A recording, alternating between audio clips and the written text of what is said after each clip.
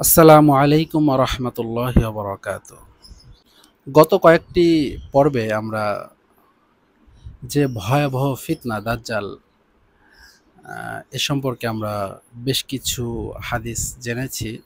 আজ আমরা আ আরো কয়েকটা হাদিস জানবো ইনশাআল্লাহ। তো মূল পয়েন্ট আজকে যেটা সেটা হচ্ছে চরম দুর্ভিক্ষের সময় দাজ্জালের কাছে থাকবে নিয়ামতের অশেষ ভাণ্ডার এবং প্রাণী জগৎ ও জড় পদার্থের উপরও থাকবে তার কর্তৃত্ব এবং প্রভাব। প্রথম যে হাদিসটা আমরা পড়ব সেটা নাওয়াস ইবনু সামআন রাদিয়াল্লাহু তাআলা আনহু থেকে বর্ণিত হয়েছে। তো রাসূলুল্লাহ সাল্লাল্লাহু আলাইহি সাল্লাম বলেন, দাজ্জালের চলার গতি হবে বায়ুচালিত মেঘের অনুরূপ। এরপর সে কোনো জাতির কাছে গিয়ে নিজের দলের দিকে তাদেরকে আহ্বান করবে, কিন্তু তারা তাকে মিথ্যাবাদী আখ্যায়িত করবে এবং তার আহ্বান প্রত্যাখ্যান করবে। সে তখন তাদের কাছ থেকে চলে আসবে এবং তাদের ধন সম্পদও দাজ্জালের পেছনে পেছনে চলে যাবে। তারা পরদিন সকালে নিজেদের নিঃস্ব অবস্থায় পাবে। তারপর সে অন্য জাতির কাছে গিয়ে তাদের আহ্বান করবে। তারা তার আহ্বানে সাড়া দেবে এবং তাকে সত্য বলে মেনে নেবে। সে তখন আকাশকে বৃষ্টি বর্ষণের জন্য আদেশ করবে এবং সে অনুযায়ী আকাশ বৃষ্টি বর্ষণ করবে। তারপর সে জমিনকে ফসল উৎপাদনের জন্য নির্দেশ দিবে এবং সে মোতাবেক জমিন ফসল উৎপাদন করবে।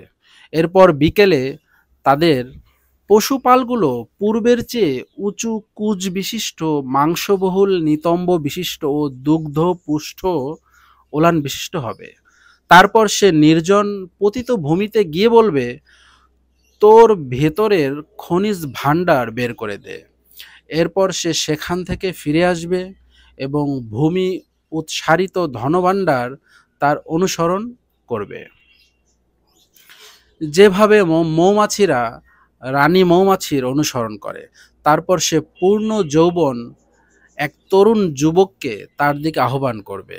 সে তরবারির আঘাতে তাকে দু টুকরো করে ফেলবে। এরপর সে তাকে ডাক দিবে। ডাক দেওয়ার সাথে সাথে যুবকটি হাস্যোজ্জ্বল চেহারা নিয়ে তার সামনে এসে দাঁড়াবে। সেকেন্ড যে হাদিসটা সেটা হুযায়ফা রাদিয়াল্লাহু তাআলা আনহু বর্ণনা করেন। সেখানে রাসূলুল্লাহ সাল্লাল্লাহু আলাইহি সাল্লাম বলেন, যখন দাজ্জাল বের হবে তখন তার সঙ্গে পানি এবং আগুন থাকবে। মানুষ যা আগুন দেখবে সেটা আসলে শীতল পানি, আর মানুষ যা শীতল পানি দেখবে আদতে তা দহনকারী আগুন, মানে আগুন। তোমাদের মধ্যে যে দাজ্জালের দেখা পাবে সে যেন অবশ্যই তার মধ্যে ঝাঁপিয়ে পড়ে যাকে সে আগুন দেখতে পাবে, কারণ তা তো আসলে শীতল, সুস্বাদু শীতল পানি। ৩ নম্বর হাদিসটি জাবির ইবনে আব্দুল্লাহ রাদিয়াল্লাহু তাআলা আনহু থেকে বর্ণিত। সেখানে রাসূলুল্লাহ সাল্লাল্লাহু আলাইহি সাল্লাম বলেন, দাজ্জাল আত্মপ্রকাশ করবে এমন সময় যখন দিনদারি হালকা হয়ে যাবে এবং ইলম উঠে যাবে। তার সঙ্গে থাকবে কতক রুটির পাহাড়। মানুষেরা তখন খুব কষ্টে থাকবে। তবে যারা তার অনুসারী হবে তাদের বিষয়টি ভিন্ন। তার সঙ্গে থাকবে দুটি নদী। আমি সে দুটি নদী সম্পর্কে তার থেকেও অধিক অবগত। রাসূলুল্লাহ সাল্লাল্লাহু আলাইহি সাল্লাম বলছেন, একটি নদীকে সে বলবে জান্নাত আর অপরটিকে বলবে জাহান্নাম।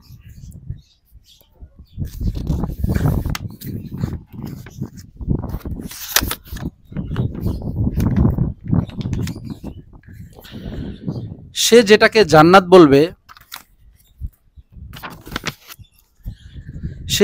জান্নাত বলবে এবং যাকে ওইখানে প্রবেশ করানো হবে আসলে সেটা ওই ব্যক্তির জন্য জাহান্নাম হবে। আর সে যেটাকে জাহান্নাম বলবে, যাকে তাতে প্রবেশ করানো হবে তার জন্যে সেটা হবে জান্নাত। আল্লাহ তার সঙ্গে কতক শয়তান পাঠাবেন যারা মানুষের সঙ্গে কথাবার্তা বলবে।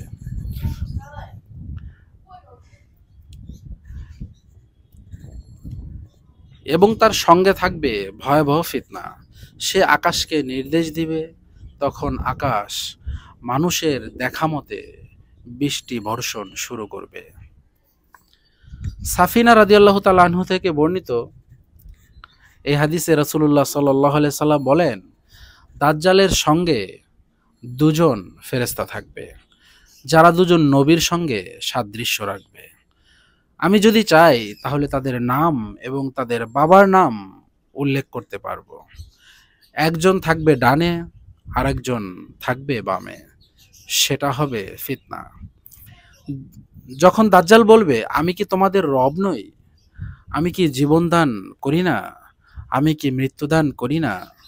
তখন একজন ফেরেশতা তাকে বলবে, তুমি মিথ্যা বলছো।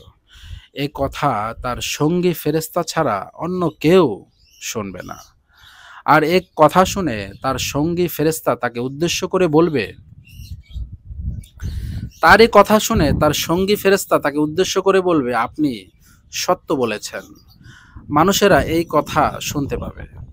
তাদের তখন ধারণা হবে, এই ফেরেশতা বুঝি এই ফেরেশতা বুঝি দাজ্জালকে সত্যায়ন করছে। তো সেটাও হবে আর এক ফিতনা। আল্লাহ তাআলা আপনাকে আমাকে এই ভয়াবহ ফিতনা থেকে হেফাজত করুন এবং পরবর্তী ভিডিওর জন্য এই পেজটি বা চ্যানেলটি আপনারা ফলো বা সাবস্ক্রাইব করে রাখবেন। এবং অপরের জন্য যদি এই ভিডিওটা আপনার কাছে মনে হয় যে তাদেরও এই যে এটা জানা জরুরি, তাহলে এটা অবশ্যই শেয়ার করে রাখবেন।